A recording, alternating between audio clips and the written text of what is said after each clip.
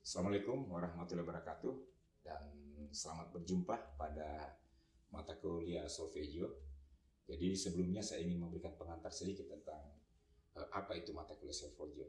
Jadi solfeggio adalah mata kuliah yang membahas tentang bagaimana kemampuan kita di dalam mendengar, menangkap, kemudian menuliskan, membaca poin-poin musikal yang tentunya baik dari hal-hal yang terkecil sampai pada hal yang lebih kompleks dalam musik. Kenapa solfeggio itu penting? Karena dia merupakan dasar dari bagaimana selanjutnya mahasiswa itu bisa mengembangkan kemampuan musikalnya.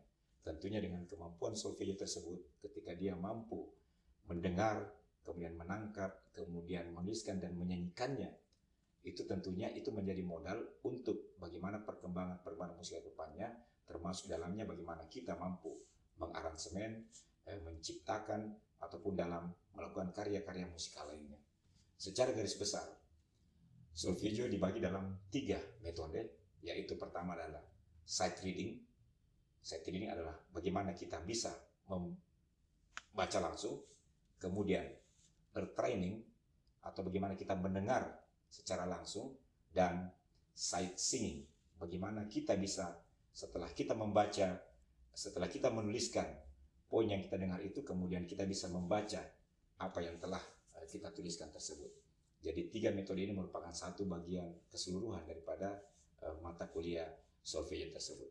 Adapun unsur-unsur yang dikaji dalam atau materi yang dikaji dalam solfeggio tentunya yang tergabung dalam unsur-unsur musik tersebut. Apa itu? Yang pertama adalah ritme, selanjutnya melodi, kemudian harmoni, di mana harmoni ini kita bagi menjadi beberapa bagian, yaitu bagaimana kualitas akord, kemudian bagaimana progresi akord itu sendiri, sehingga keseluruhannya menjadi 5 bagian penting di dalam unsur-unsur atau materi di dalam solfeggio tersebut. Dalam mata kuliah ini tentunya solfeggio dilakukan dalam 16 pertemuan, di mana setiap materi-materi yang diberikan itu di dalamnya meliputi bagaimana mahasiswa memiliki kemampuan mendengar bunyi, kemudian bagaimana mahasiswa memiliki kemampuan mendengar, menulis, dan menyanyikan melodi. Selanjutnya, bagaimana mahasiswa memiliki kemampuan dalam mendengar dan mengidentifikasi kualitas interval. Selanjutnya, bagaimana mahasiswa memiliki kemampuan mendengar dan mengidentifikasi kualitas akord itu sendiri, dan bagaimana mahasiswa memiliki kemampuan mendengar dan mengidentifikasi progresi akord. Nah, keseluruhan daripada materi tersebut tentunya harus dimiliki oleh mahasiswa untuk agar kemampuan tersebut bisa menjadi modal di dalam melanjutkan mata kuliah musikal lanjutan berikutnya. Adapun waktu yang digunakan itu terdiri dari 3 SKS, ya. Di dalam setiap pertemuannya itu dilakukan dalam 155 menit dengan metode tentunya metode ceramah, kemudian tanya jawab, dan praktek.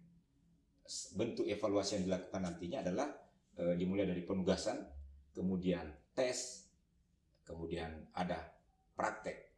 Nah, dengan keseluruhan materi tersebut dan dilakukan melalui tahap-tahap tentunya tiap pertemuan, kemudian dengan evaluasi yang dilakukan, diharapkan seluruh mahasiswa mampu menyelesaikan dan mampu mencapai tujuan dari pembelajaran tersebut, sehingga betul-betul ini menjadi modal dasar bagi mahasiswa, khususnya mahasiswa musik. Saya kira itu sebagai pengantar. Sekian, terima kasih. Wassalamualaikum warahmatullahi wabarakatuh.